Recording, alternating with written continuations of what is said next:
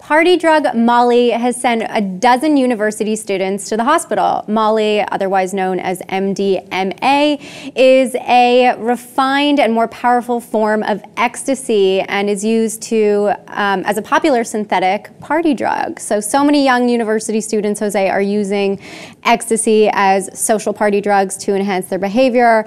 And basically 12 students recently from Wesleyan were sent to the hospital for an overdose. Now, you and I both know that it's part of the culture in university to experiment with drugs, right?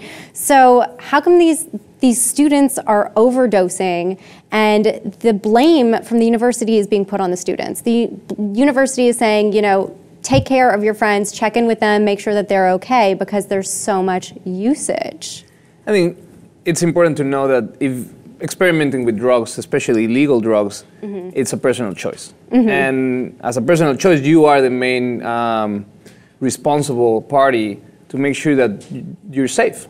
You know, there's no regulation, there's no one telling you this is a drug that is safe and it was made this way and it's caught with these or other drugs. So the responsibility is with the user. Yeah, you know, and when you're talking about safety and you're talking about the user, you know, we spoke about this earlier, there's kits. There's kits that you can purchase to test the drugs. And I think that's a great opportunity because they're saying these drugs are coming from China and they're being laced with other things. They could even be laced with bath salts, which is really scary, which is brain altering.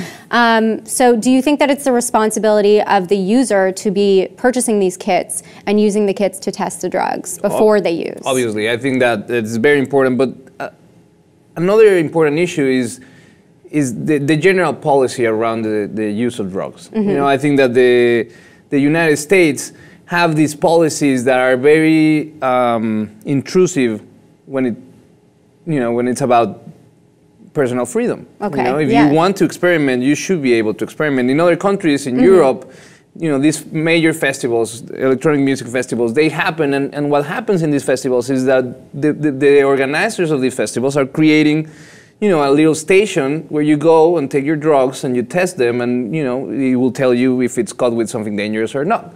So there is this support of the government to help the users be safe because they respect personal liberty. Unfortunately, we don't have that in the United States. So it definitely relies on each one of the users, the individual, to make sure that what they're taking is safe for them. But it's hard to know because you never know what is really inside those pills. They can tell you that it's pure MDMA and it's safe and you're gonna feel great, and then you end up with 105 fever in the hospital and your friends are freaking out because they're also high and you know, it becomes a drama where it's supposed to be something fun and something, you know, that helps you enhance your experience of life, but at the end you end up in the hospital. So it's a dicey situation. But what's so interesting is you said they're doing it at festivals because in 2013, I think we had a situation here. There were deaths and illnesses from the Electric Zoo Festival in New York. I think it said 2 women died and 4 actually were sent to the hospital with usage of Molly ecstasy. So it's interesting that you're saying festivals in Europe are allowing them to test the drugs, but here it's like almost taboo. It's like you shouldn't be using drugs, you shouldn't be testing them. Well, no, it's not even that it's taboo, it's illegal. Yeah. You know, in Europe there's many countries that the use of these harder drugs is decriminalized. But in the States, these are, you know, classified drugs that you get in real trouble if you get caught with them. So organizers of these festivals, they don't want to do anything with it.